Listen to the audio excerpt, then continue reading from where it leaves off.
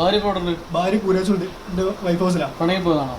ആ പിണങ്ങിപ്പോ സാറേ എൻ്റെ വീട്ടിൽ എൻ്റെ അച്ഛൻ അവളോട് തുവാസം കാണിച്ച് ഓക്ക് ഇവിടെ വീട്ടിൽ നിൽക്കാൻ പറ്റില്ലായിരുന്നു. പിന്നെ എന്താണ് കാരണം എന്നുള്ളത് ഓക്ക് എന്നോട് പറയാൻ പറ്റില്ലായിരുന്നു. കാരണം പറഞ്ഞു കഴിഞ്ഞാണെങ്കിൽ ഒന്ന് പറഞ്ഞാണെങ്കിൽ ഞാൻ ഇവിടെ എന്റെ സ്വഭാവം വെച്ച് ഞാൻ ഇവിടെ ഒന്നെങ്കിൽ ഇവരെ കൊല്ലും.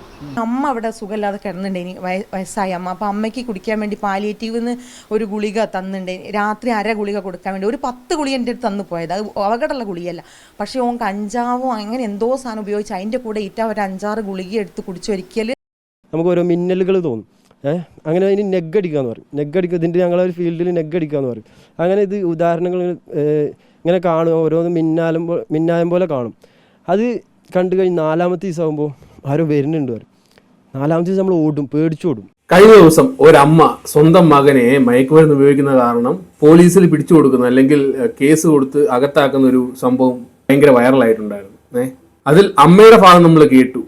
അതിനുശേഷം മകൻ തെറ്റ് മൊത്തം മാതാപിതാക്കളുടെ ഭാഗത്ത് എന്നുള്ള രീതിയിലാണ് മകൻ പറയുന്നത്. പോലീസ് വീട്ടിൽ ചെന്നപ്പോൾ പിടികൊടുക്കാതെ ബ്ലേഡ് എടുത്ത് കഴുത്തിറക്കാൻ ശ്രമിക്കുകയും അങ്ങനെ ഭയങ്കര നാടകീയമായ രംഗങ്ങൾ അവിടെ നടക്കുകയുണ്ടായി. അതിനുശേഷം ഞാൻ മാധ്യമങ്ങളെ കണ്ടിട്ട് മാത്രമേ പോലീസ് സ്റ്റേഷനിലോട്ട് വരത്തുള്ളൂ എന്ന് വാശി പിടിച്ചതിന് ശേഷം പോലീസ് മാധ്യമങ്ങളെ വിളിച്ചു വരുത്തി. അപ്പോൾ കൊടുത്ത റെസ്പോൺസ് ആണ് നമ്മൾ കാണാൻ പോകുന്നത്. അത് കണ്ടിട്ട് പ്രധാനപ്പെട്ട കുറച്ച് കാര്യങ്ങൾ നമുക്ക് സംസാരിക്കാനുണ്ട്. ആദ്യം നമുക്ക് ആ വീഡിയോ ഒന്ന് കണ്ടിട്ട് തിരിച്ചു വരാം. 97 ദിവസം, ഒരു കൊല്ലത്തിനടുത്ത് 9.5 മാസം. അതായത് എന്റെ അമ്മയും ഭാര്യയും കൊടുത്ത കേസാ. ഈ കുറ്റപത്രമാണിത്. ഈ കേസിനകത്ത് ഒരു പറയുന്നത് എന്താ വെച്ചാല്, ഞാൻ എന്റെ ഭാര്യനെ, അതായത് ഞാൻ താലി കെട്ടിയ എന്റെ പെണ്ണിനെ ഇവിടെ ലൈംഗികമായിട്ട് ബന്ധപ്പെടാൻ ആവശ്യപ്പെട്ടുന്നു. അയാൾ ഡ്രഗ്സ് ഉപയോഗിച്ച്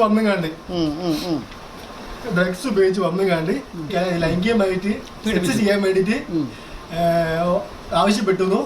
പ്രസവം കഴിഞ്ഞ് നിൽക്കുന്ന ഭാര്യ ആയതുകൊണ്ട് അത് സമ്മതിക്കാത്തതിനെ തുടർന്ന് അതായത് തർക്കം ചെയ്ത് കാണാൻ, അതായത് അവളെ പിടിച്ചും കണ്ട് കട്ടിലിന്റെ മുകളിലിട്ട് കണ്ട് അവളെ പീഡിപ്പിക്കാൻ ശ്രമിച്ചു.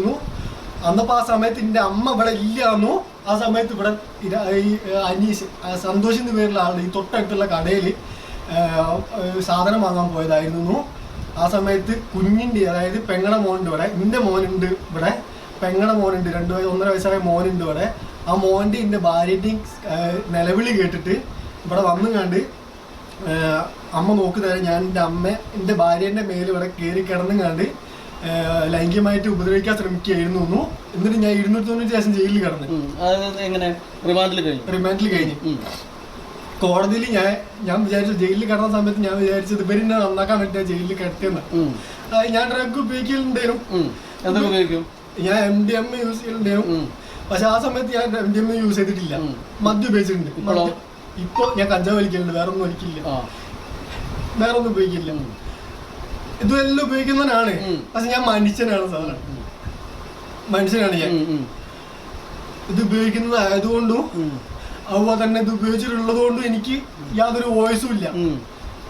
ഇവിടെ പറയാനിതൊന്നും ഒന്നിനും ഒരു വോയിസും തരുന്നില്ലെങ്കിൽ കോടതിയിലും ഇല്ല. അതിന് ഒരു പരിമിതി ഉണ്ട്, എല്ലാത്തിനും ഒരു പരിമിതി ഉണ്ടല്ലോ. സംഭവം ശരിയാണ്, എൻ്റെ അടുത്ത് തന്നെയാണ് തെറ്റ്. കാരണം വെച്ചാല് ഞാൻ ഡ്രഗ് ഉപയോഗിക്കുന്ന ആളായിരുന്നു. അതിന്റെ ഒരു തെറ്റന്നെയാണ്. ഒറ്റ കാര്യം ചോദിക്കട്ടെ, ഇതിലിപ്പോ നിങ്ങൾ അങ്ങനെ പീഡനം ഉണ്ടായിട്ടില്ല എന്നാണ് നിങ്ങൾ പറയുന്നത്? അതെ, അങ്ങനെ പീഡനം ഉണ്ടായിട്ടില്ല. പീഡനം എന്ന് പറഞ്ഞാണെങ്കിൽ എന്റെ ഞാൻ സത്യം പറയുന്നത് കള്ളക്കേസാണ് കൊടുത്തത്. ഭാര്യ പൂരാച്ചുണ്ട് എന്റെ വൈഫ് ഹൗസിലാണ്. ആ പിണങ്ങിപ്പോ സാറേ എൻ്റെ വീട്ടിൽ എൻ്റെ അച്ഛൻ അവളോട് തുവാസം കാണിച്ച് ഓക്ക് ഇവിടെ വീട്ടിൽ നിൽക്കാൻ പറ്റില്ലായിരുന്നു. പിന്നെ എന്താണ് കാരണം എന്നുള്ളത് ഓക്ക് എന്നോട് പറയാൻ പറ്റില്ലായിരുന്നു. കാരണം പറഞ്ഞു കഴിഞ്ഞാണെങ്കിൽ ഒന്ന് പറഞ്ഞാണെങ്കിൽ ഞാൻ ഇവിടെ എന്റെ സ്വഭാവം വെച്ച് ഞാൻ ഇവിടെ ഒന്നെങ്കിൽ ഇവരെ കൊല്ലും. ഈ പയ്യൻ പറയുന്നത് വെച്ച് നോക്കുമ്പോൾ ഈ പയ്യന്റെ ഭാഗത്ത് ഒരു തെറ്റുമില്ല. മാതാപിതാക്കളുടെ ഭാഗത്ത്, ഭാര്യയുടെ ഭാഗത്ത്, അമ്മയും ഭാര്യയും കൂടെ ചേർത്ത് ഇവനെതിരെ പരാതി കൊടുത്തു. അങ്ങനെയുള്ള രീതിയിലാണ് കേൾക്കുന്നവർക്ക് മനസ്സിലാവുന്നത്. അതും കൺവിൻസിംഗ് ആയിട്ടാണ് പറയുന്നത്. പക്ഷെ ഇവിടെ വല്ലാത്തൊരു ട്വിസ്റ്റ് ഉണ്ട്. ഈ പയ്യൻ പറയുന്നുണ്ട്, ഞാനൊരു മനുഷ്യനാണ് സാറേ എന്ന്. ഇതൊക്കെ എടുത്ത് അടിച്ചിട്ട് ഞാനൊരു മനുഷ്യനാണെന്ന് എങ്ങനെ പറയാൻ പറ്റും? ഇത് അടിച്ചു കഴിഞ്ഞാൽ ചെയ്യുന്ന കാര്യങ്ങൾ മനുഷ്യത്വമായിട്ടുള്ള കാര്യങ്ങളല്ല. നിങ്ങളെ നിയന്ത്രിക്കുന്നത് ഫുള്ള് കെമിക്കൽസ് ആണ്, അല്ലെങ്കിൽ നിങ്ങൾ അടിച്ചിട്ടുള്ള സാധനമാണ്. അപ്പോൾ എങ്ങനെ ഒരു മനുഷ്യനാവും? അച്ഛൻ ഭാര്യയെ പീഡിപ്പിക്കാൻ ശ്രമിച്ച കാരണമാണ് ഭാര്യയുടെ വീട്ടിൽ പോയി നിൽക്കുന്നത്. അങ്ങനെയുള്ള ആരോപണം കുടുംബത്തിന് നേർക്കാണ് ഉന്നയിക്കുന്നത്. സാധാരണ ഈ മയക്കുമരുന്ന് MDMA പോലെയുള്ള സാധനങ്ങൾ അടിക്കുന്നവർക്ക് ഭയങ്കര സംശയങ്ങളുണ്ടാവും. അവർക്ക് ചുറ്റും നടക്കുന്ന കാര്യങ്ങൾ മൊത്തം അവർക്ക് സംശയമായിരിക്കും. അച്ഛനാണോ അമ്മയാണോ ബന്ധുക്കളാണോ ഭാര്യയാണോ ഒന്നും തിരിച്ചറിയാൻ പറ്റാത്ത ഒരു അവസ്ഥയാണ്. പിന്നെ ഇവനൊരു കുഞ്ഞുണ്ട്. ആ കുഞ്ഞിന്റെ ഒരു അവസ്ഥ ഒന്ന് ആലോചിച്ച് നോക്കി, ആ ഭാര്യയുടെ ഒരു അവസ്ഥ ആലോചിച്ച് നോക്കി. അവരവരുടെ വീട്ടിൽ പോയി നിൽക്കുകയാണ്. ഇപ്പം ഈ പയ്യൻ പറയുന്നത് ഞാൻ മയക്കുമരുന്ന് ഉപയോഗിക്കുന്നുണ്ട്, പക്ഷേ എന്നെ കൊടുക്കാനാണ് കുടുംബക്കാർ ശ്രമിക്കുന്നത് എന്നുള്ള രീതിയിലാണ് ഈ പയ്യൻ പറയുന്നത്. മയക്കുമരുന്ന് ഉപയോഗിച്ച് കഴിഞ്ഞാൽ എന്തൊക്കെ കാര്യങ്ങളാണ് ഉണ്ടാകുന്നതെന്നൊരു കാര്യം അവസാനം നമ്മൾ ഒരു വീഡിയോയിൽ കാണുന്നുണ്ട്. അതുകൂടെ കാണുമ്പോൾ നിങ്ങൾക്ക് ക്ലിയർ ആയിട്ട് കാര്യങ്ങൾ മനസ്സിലാക്കും. ഈ പയ്യൻ കുറച്ച് കാര്യങ്ങളൂടെ പറയുന്നുണ്ട്, അതുകൂടെ കണ്ട് നമുക്ക് തിരിച്ചു വരാം. എന്റെ അച്ഛനെ ഞാൻ കൊല്ലും, ഒന്ന്. രണ്ടുപേരുടെ അവിടെ വൻ വിഷയം ഉണ്ടാവും, വീട്ടിൽ വന്ന വിഷയം ഉണ്ടാവും. എന്റെ സ്വഭാവം വെച്ച് ഞാൻ അടിച്ച് പൊളിക്കും സാറേ, ഉറപ്പ കാര്യം. ഞാൻ ഷോട്ടമ്പേടാണ്, അതായത് എന്റെ അച്ഛൻ ഷോട്ടമ്പേടാ. ഞാൻ ചെറുപ്പത്തിൽ ജനിച്ചു വളർന്ന മുതൽ കണ്ണാടി ചില്ല് പൊട്ടിക്കുന്നത് TV വലിച്ചെറിയുന്നതൊക്കെ കണ്ട് വളർന്നത്. അതാണ് സാറേ പ്രശ്നം. അതുകൊണ്ടാണ് ഞാൻ MDMA നിർത്തിയത്. ഞാൻ ഇവിടുത്തെ സാർമാരോടൊക്കെ പറഞ്ഞിട്ടുണ്ട്, എന്നെ കഴിഞ്ഞ പ്രാവശ്യം പിടിച്ച സമയത്തൊക്കെ, അതായത് ഇന്നെ ഈ കേസിൽ പിടിച്ച സമയത്തൊക്കെ ഞാൻ പറഞ്ഞിട്ടുണ്ട് ഞാൻ MDMA യൂസ് ചെയ്യില്ല, അടിക്കൽ നിർത്തിയതാണെന്നൊക്കെ പറഞ്ഞിട്ടുണ്ട്. അപ്പൊ ഞാൻ ചോദിക്കുന്നത് ഇപ്പൊ ഏറ്റവും ലേറ്റസ്റ്റ് ഇപ്പൊ എന്താണ് ഇപ്പൊ തർക്കമുണ്ടായോ കാരണം? ഇപ്പൊ അവസാനം തർക്കമൊന്നും ഉണ്ടായില്ല സാറേ, തർക്കമൊന്നും ഉണ്ടായില്ല. പക്ഷേ എന്ത് ഇന്നലെ ഒരു വിഷയം ഉണ്ടായിട്ടുണ്ട്. ഇന്നലെ വിഷയം ഉണ്ടായത് TV, അതായത് ഇവിടെ TV കണ്ടുകൊടുക്കുന്ന സമയത്ത് ഇവര് സീരിയൽ കണ്ടുകൊടുക്കുക. അപ്പോൾ ഞാനും TV-യിലേക്ക് നോക്കിയിരിക്കുക. അന്നപ്പോ സീരിയൽ രാത്രി. അപ്പോൾ TVൻ്റെ അകത്ത് അച്ഛൻ കൊണ്ടുപോയി തിന്നാണ്, കുത്തിന് തിന്നാണ് എന്ന് പറഞ്ഞാണ്ട് അതിനകത്തൊരു ഡയലോഗ് ഉണ്ട് TV-യിൽ സീരിയലിൽ. അന്നപ്പോ അതും പറഞ്ഞാണ്ട് ഇവരിനെ കുത്തുക, കണ്ണോണ്ട് നോക്കാണ്ട് അമ്മയും കൂടെ ആക്കി. അതോ ഞാൻ പറഞ്ഞ അമ്മേ നിങ്ങൾ ഈ കളി ഇവിടെ വേണ്ട, ഞാൻ ഇല്ലാത്തവ നിങ്ങൾ ചെയ്തോ, ചെയ്യുന്നത് ഞാൻ കേൾക്കലുണ്ട് സാറേ. ഞാൻ കിടക്കുന്ന നേരവും ഒക്കെ പറയുന്നത് തിന്നാണെന്നും കുത്തിന് തിന്ന് ഞാൻ തിന്നു സാറേ. എനിക്ക് പുറത്തിറങ്ങാൻ പറ്റാണ്ടും 1.5 വയസ്സ് പിന്നെ 4 കേസ് വാറണ്ടായി കിടക്കുക എനിക്ക്. വാറണ്ടായി കിടക്കുന്നതിന് കാരണം എന്താ വെച്ചാല് എനിക്ക് പുറത്തിറങ്ങാൻ പറ്റില്ല. അതായത് കോടതിയിൽ പോയി കഴിഞ്ഞാണെങ്കിൽ എനിക്ക് രണ്ട് ജീവവരം അടിച്ചിരിക്കുന്നത്. ഈ കേസിൽ എനിക്ക് വകുപ്പുകൾ 2 ജീവവരം കിട്ടുന്ന വകുപ്പുകളാണ്. ഏറ്റവും കുറഞ്ഞത് ഒരു വകുപ്പിന് 10 വർഷം വെച്ചിട്ട് 2 വകുപ്പിന് 20 വർഷം ശിക്ഷ കിട്ടും. ഉണ്ടായത് ഇവർ പറഞ്ഞത് എന്താ വെച്ചാൽ ഭാര്യയെ പീഡിപ്പിക്കാൻ ശ്രമിച്ച സമയത്ത് അമ്മ വന്നു കഴിഞ്ഞാൽ പിന്നെ അമ്മ കടയിൽ നിന്ന് ഓടി വന്നു. ഈ കടക്കാരോട് ചോദിച്ചു സാർ അമ്മ കടയിൽ ഉണ്ടല്ലോ എന്ന്. സാറിന് ഇവിടുന്ന് പോകുന്ന സമയത്ത് ഈ കടയിൽ നിന്ന് ചോദിച്ചു നോക്കുക, അമ്മ അന്നത്തെ ദിവസം ഈ കടയിൽ വന്നിട്ടുണ്ടായിരുന്നോ എന്ന് സാറിന് ചോദിക്കാം. അമ്മ ഇവിടുത്തെ കടയിൽ വാങ്ങില്ല, അമ്മ അപ്പുറത്തെ കടയിൽ നിന്നാണ് സാധനങ്ങളൊക്കെ വാങ്ങുക. ഒരു കടലമുട്ടായി ഇവിടുന്ന് വാങ്ങില്ല. അപ്പോൾ അമ്മ ഈ കടയിൽ നിന്ന് ഓടി വന്നു എന്ന് പറയുന്നത് ഇതൊക്കെ ബബിലാന്ന് പേരിലൊരു വക്കിയാണ്. പക്ഷെ അന്നും എനിക്ക് അറിയില്ലായിരുന്നു. ഇവിടെ വന്ന് നിന്റെ ഭാര്യ എന്നോട് പറയുന്നത് വരെ ഇതെങ്ങനെയാണ് ഈ കേസ് വന്നതെന്നും ആര് പറഞ്ഞിട്ടാണ് ഈ കേസ് കൊടുത്തത് നിന്റെ ഭാര്യ എന്നോട് കാര്യങ്ങൾ പറയുന്നത്. ഓള് പറഞ്ഞുകൊണ്ടാണ് ചെയ്തത്. ഓൾ എന്നോട് പറയുന്നത് വരെ എനിക്കിതൊന്നും അറിയില്ലേ സാറേ. ഞാൻ വിചാരിച്ചപ്പോൾ അരുൺ എന്ന് പറഞ്ഞ രസം ഉണ്ടായിരുന്നു സാറേ. വിഷയങ്ങൾ പറഞ്ഞാണെങ്കിൽ ഇപ്പോഴും ഇവിടെ ഒരു വിഷയമല്ല ഉള്ളത്. വിഷയം എന്ന് പറഞ്ഞാൽ എനിക്കിപ്പോ ജയിലിലേക്ക് എന്തായാലും ജയിലിലേക്ക് കൊണ്ടുപോകുന്നത്. അതായത് ഈ കേസ് LP വാറണ്ടായി കിടക്കുകയാണ്. ലോങ് പെൻ അമ്മയും ഭാര്യയും കൂടെ തന്നെ കൊടുക്കുന്നുള്ള രീതിയിലാണ് പറയുന്നത്. പിന്നെ വേറൊരു കാര്യം മനസ്സിലാക്കേണ്ടത്, ഈ പയ്യൻ ഇങ്ങനെ ആയിത്തീരാനുള്ള ഒരു പ്രധാന കാരണം കുടുംബാന്തരീക്ഷമാണെന്നുള്ള രീതിയിൽ മനസ്സിലാവുന്നുണ്ട്. ബിക്കോസ് ആ പയ്യന്റെ കുട്ടിക്കാലത്ത് അച്ഛൻ ഭയങ്കര ഷോർട്ട് ടെമ്പേർഡ് ആയിരുന്നു. സാധനങ്ങളൊക്കെ വലിച്ചെറിയും, TV ഒക്കെ വലിച്ചെറിയും, TV എറിഞ്ഞ് പൊട്ടിക്കും, അങ്ങനെയൊക്കെയുള്ള രീതിയിലുള്ള കാര്യങ്ങൾ കണ്ടു വളർന്ന ഒരു വ്യക്തി. ഒബ്വിയസ്ലി ആ പിതാവിന്റെ ജീൻ തന്നെയാണല്ലോ ഈ പയ്യനും. അങ്ങനെ വരുമ്പോൾ ആ ഒരു ഷോർട്ട് ടെമ്പേർഡ്നെസ് ഈ പയ്യനും ഉണ്ടാകും. അവർ കണ്ടു വളർന്ന കാര്യങ്ങൾ, അതിന്റെ ഒരു ട്രോമ അതൊക്കെ അലട്ടിയിട്ടുണ്ടാവണം. അതൊക്കെ ഇങ്ങനെ ഒരു അവസ്ഥയിൽ കൊണ്ടെത്തിക്കാൻ കാരണമായിട്ടുണ്ടാകും. അവർക്ക് കുഞ്ഞിലെ ട്രോമ കൊടുക്കാതിരിക്കുക, ഇതൊക്കെ വളരെ ഇമ്പോർട്ടൻ്റ് ആയിട്ടുള്ള കാര്യമാണ്. ബിക്കോസ് അവരുടെ ക്യാരക്ടർ രൂപപ്പെടുന്നതിൽ വലിയ ഒരു പങ്ക് അതിനുണ്ടാകുമെന്നുള്ളതാണ്. ഈ പയ്യൻ പറയുന്നത് സത്യമാണെങ്കിൽ ആ പയ്യന്റെ കുഞ്ഞുനാളിൽ നടന്ന കാര്യങ്ങൾ ആ പയ്യനെ ഈ ഒരു രീതിയിൽ എത്തിക്കാൻ കാരണമാക്കിയിട്ടുണ്ടാകും. പക്ഷെ അതൊരു കാരണമല്ല. മയക്കുമരുന്ന് അടിച്ച് അല്ലെങ്കിൽ വേണ്ടാത്ത രീതിയിൽ പോകാൻ അതൊരു കാരണമല്ല. പിന്നെ വേറൊരു കാര്യം എന്ന് പറയുന്നത്, ഈ പയ്യൻ പറയുന്നത് ആരും കേൾക്കുന്നില്ല എന്നുള്ളൊരു അവസ്ഥയെപ്പറ്റി പറയുന്നുണ്ട്. അതിന് കാരണമുണ്ട്. MDMA അടിക്കുന്ന ഒരു വ്യക്തിയെ കേൾക്കാനോ അല്ലെങ്കിൽ അവൻ പറയുന്ന കാര്യങ്ങൾ മുഖവിലേക്ക് എടുക്കാനോ സമൂഹത്തിൽ ആരും തയ്യാറാവത്തില്ല. MDMA അടിച്ച് അങ്ങനെ നടക്കുന്ന ഒരാളെ സമൂഹം ഒറ്റപ്പെടുത്തുക തന്നെയാണ് വേണ്ടതും. അവരെ നന്നാക്കാനുള്ള ശ്രമം ഉണ്ടാകണം. പക്ഷെ MDMA അടിച്ചുകൊണ്ട് ആളുകളെ ഉപദ്രവിച്ച് സമൂഹത്തിന് ഭീഷണിയായിട്ടുള്ള ഒരാൾ പറയുന്നതും കേട്ട് അവരെ അക്സെപ്റ്റ് ചെയ്ത് കഴിഞ്ഞാൽ പിന്നെ ഈ സമൂഹത്തിൽ ഉണ്ടാകുന്ന ഒരു അനിശ്ചിതാവസ്ഥയുണ്ടല്ലോ, അത് വല്ലാത്തൊരു ബുദ്ധിമുട്ടായിരിക്കും. അതുകൊണ്ട് തന്നെ ഈ പയ്യൻ MDMA അടിച്ച് നടക്കുമ്പം അവൻ പറയുന്നത് ആളുകൾ മുഖവിലേക്ക് എടുക്കത്തില്ല. അത് MDMA അടിക്കുന്നവർ മനസ്സിലാക്കണം, നമ്മൾ ഇങ്ങനെ അടിച്ച് നശിച്ചു പോയി കഴിഞ്ഞു കഴിഞ്ഞാൽ നമുക്ക് തന്നെയാണ് നഷ്ടം. മറ്റുള്ളവർ നമ്മളെ സ്നേഹിക്കത്തില്ല, മറ്റുള്ളവർ നമ്മൾ പറയുന്നത് കേൾക്കത്തില്ല, അല്ലെങ്കിൽ മറ്റുള്ളവർ നമ്മളെ റെസ്പെക്റ്റ് ചെയ്യത്തില്ല. ഇതൊക്കെ ഈ അടിക്കുന്നവർ മനസ്സിലാക്കണം. MDMA അടിച്ച് സ്വയം നിങ്ങളെ തന്നെ നശിപ്പിക്കുകയും സമൂഹത്തിന് ആപത്തായി വളരുകയും ചെയ്യുക എന്നുള്ളതാണ് സത്യമായ കാര്യം. ഈ പയ്യൻ പറയുന്ന കാര്യങ്ങളൊക്കെ കേട്ട് കഴിഞ്ഞ് കഴിഞ്ഞാൽ ഈ പയ്യന്റെ ഭാഗത്ത് തെറ്റൊന്നുമില്ല.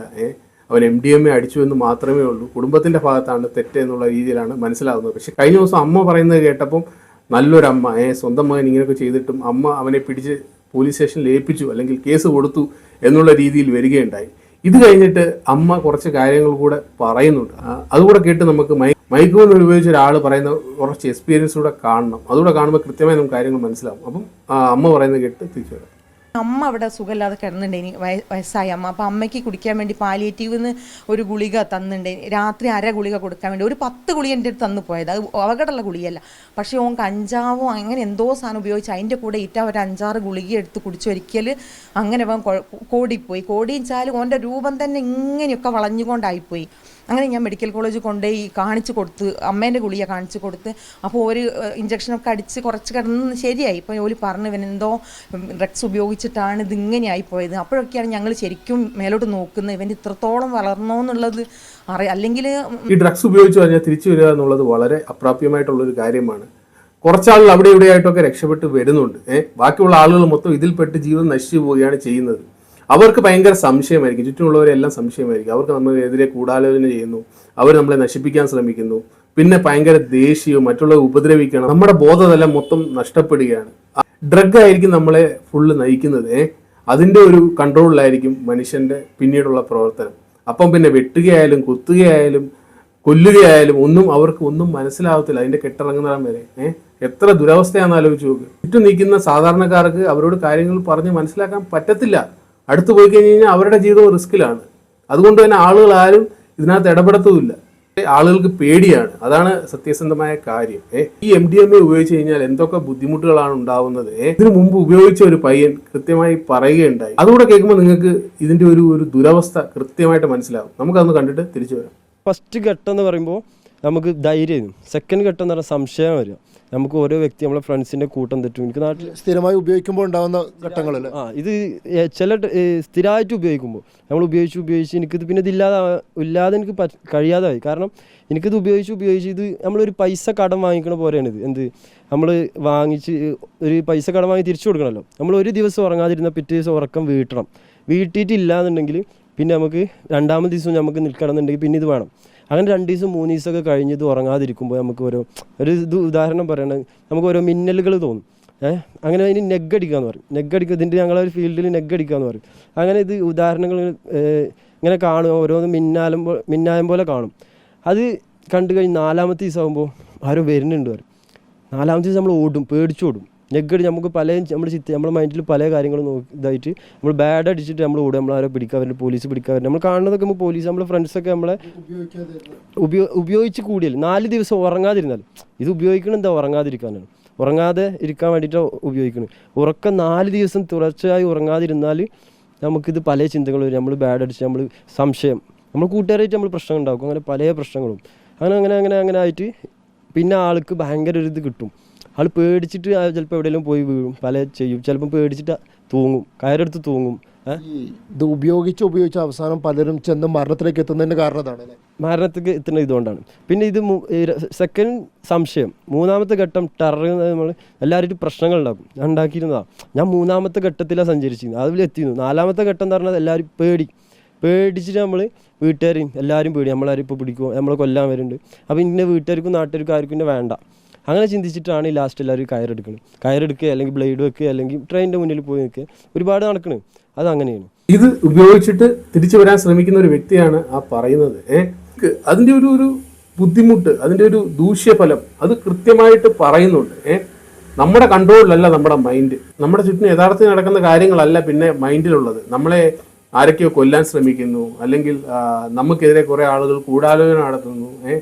അങ്ങനെയുള്ള പേടികളും കാര്യങ്ങളും അവസാനം പലരും പോയി സൂയിസൈഡ് ചെയ്യുന്ന കാര്യങ്ങൾ നമുക്കറിയാവുന്നതാണ്. ഈ ഡ്രഗ്സ് ഉപയോഗിക്കുന്നവർ അങ്ങനെ സ്വന്തം ജീവിതം അവസാനിപ്പിക്കുന്നവരാണ് ഈ MDMAയും അങ്ങനെയുള്ള കെമിക്കൽസ് ഒക്കെ ഉപയോഗിക്കുന്നവർ. അതുകൊണ്ട് തന്നെ മാതാപിതാക്കൾ നിങ്ങളുടെ മക്കളെ ശ്രദ്ധിക്കുക. മക്കൾ ഇതിൻ്റെ ദൂഷ്യഫലങ്ങൾ മനസ്സിലാക്കുക, എന്നിട്ട് നേരായ മാർഗത്തിൽ സഞ്ചരിക്കുക. നിങ്ങൾക്ക് പല ലഹരികൾ ഉണ്ടാകാം. വണ്ടിയോടുള്ള ലഹരി ഉണ്ടാകാം, ക്രിക്കറ്റിനോടുള്ള ലഹരി ഉണ്ടാകും, ഫുട്ബോളിനോടുള്ള ലഹരി ഉണ്ടാകും. അങ്ങനെ നല്ല നല്ല ലഹരികൾ വളർത്തിയെടുക്കാൻ മാതാപിതാക്കൾക്ക് സാധിക്കട്ടെ. അതുപോലെ തന്നെ മക്കൾക്കും അവർക്ക് ഇഷ്ടപ്പെട്ട കാര്യം അവരുടെ ലഹരിയായി മാറി ജീവിതം മുന്നോട്ട് കൊണ്ടുപോകാൻ സാധിക്കട്ടെ. അല്ലാതെ ഇങ്ങനെ മയക്കുമരുന്ന് ഉപയോഗത്തിൽ പോയി ചാടി അല്ലെങ്കിൽ വേണ്ടാത്ത കെമിക്കൽസൊക്കെ ഉപയോഗിച്ച് സ്വന്തം ജീവിതം നശിക്കാതിരിക്കട്ടെ. നിങ്ങൾക്ക് എന്താണ് പറയാനുള്ളതെന്ന് ഉറപ്പായും താഴെ കമൻറ്റ് ചെയ്യുക. വീണ്ടും ഒരു വീഡിയോ കാണുന്നതുവരെ ഗുഡ്.